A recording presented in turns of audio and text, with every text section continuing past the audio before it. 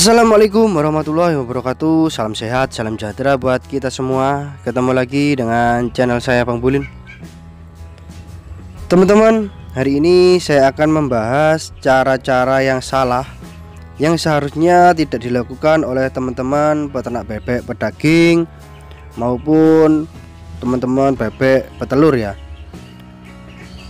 Apalagi bagi teman-teman pemula yang akan memulai ternak bebek. Di pembahasan kali ini saya akan membahas cara yang salah agar teman-teman tidak mengalami kerugian saat berternak bebek ya teman-teman.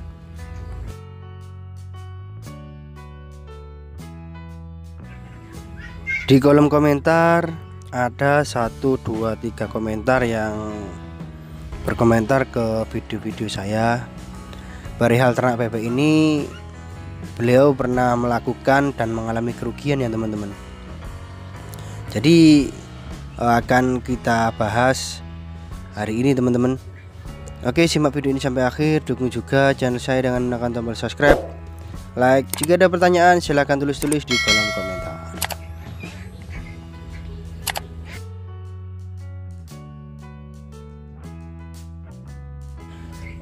Sebenarnya ada beberapa hal penyebab dari ternak bebek ini yang harus kita hindari agar kita tidak merugi dan sukses di kemudian hari teman-teman. Untuk yang pertama yaitu pemberian pakan full pabrikan teman-teman. Mau tidak mau, percaya atau tidak percaya, kalau kita menggunakan pakan murni dari pabrikan full dari umur 0 sampai umur panen ya, maka apa yang akan terjadi? Yang seharusnya kita mendapati keuntungan, tetapi saat kita kalkulasi pengeluaran kita lebih banyak daripada hasil panen ya teman-teman. Kenapa saya berbicara seperti ini? Saya sendiri pernah melakukannya dan hasilnya sangat menipis teman-teman. Di saat panen harga timbang murah, kita akan mendapati kerugian atau kalkulasi kita minus teman-teman, banyak pengeluarannya ya. Maka dari itu teman-teman bisa menggunakan pakan-pakan referensi ya, pakan-pakan campuran yang tentunya untuk kadar protein dan nutrisinya harus kita jaga juga teman-teman. Sekiranya pakan campuran ini harganya saat kita kalkulasi lebih murah dari harga pabrikan ya, pakan jadi pabrikan teman-teman. Teman-teman bisa menggunakan pakan campuran kebi, pakan alternatif ya, kebi ataupun sperator. Bisa menggunakan katul, nasi aking, tepung Kentucky dan lain-lain teman-teman. Untuk takaran-takarannya teman-teman bisa menyimak di video-video saya yang lain ya, perihal pakan agar kita bisa menggunakan pakan murah dan hasil targetnya bisa terpenuhi teman-teman. Kalau kita menggunakan full pakan jadi dari awal sampai panen, pasti pengeluaran kan kita lebih banyak ya teman-teman ya. Pengeluaran kan kita lebih banyak. Teman-teman pasti juga mengetahui harga pakan pabrik ini selalu naik ya teman-teman. Untuk harganya selalu naik, tetapi harga panen kita ada kalanya turun dan tidak berimbang dengan harga pakan pabrikan kita ini teman-teman. Jadi ini yang akan membuat peternak-peternak ini merugi tanpa ada persiapan yang matang perihal pakannya teman-teman. Untuk yang kedua yaitu perawatan. Perawatan yang sesuka hati, yang asal-asalan dan tidak sesuai prosedur ini sangat membahayakan ternak kita. Karena untuk perawatan di segi kebersihan Kalau kita tidak jaga rutin, pasti akan menimbulkan penyakit ke ternak kita, teman-teman. Saat ternak terserang penyakit, ternak ini tidak mau makan. Kalau memungkinkan hidup pun tidak bisa berbobot, teman-teman.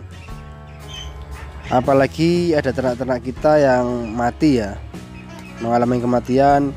Ini merugikan sekali bagi kita, teman-teman. Jadi untuk perawatan ini harus kita jaga dari kandang, pembersihan kandang. Untuk bebek yang sakit harus kita langsung ambil, kita sisihkan, kita rawat ekstra ya bagi untuk yang sakit. Ini juga berpengaruh di perkembangan bebek kita, teman-teman. Kalau kandangnya becek, bebek ini tidak nyaman untuk tidur, tidak akan menjadi daging, dan bobotnya tidak tembus. Ini akan tidak sesuai dengan target panen kita, teman-teman. Kita pasti akan mengalami kerugiannya. Untuk penyebab kegagalan ternak bebek yang ketiga adalah kalkulasi modal dan kebutuhan ternak kita, teman-teman. Jadi ada banyak sekali teman-teman pemula ini melakukan ternak dengan pembiayaan yang sekiranya dikira-kira ya, untuk pakan dikira-kira, pakan secukupnya.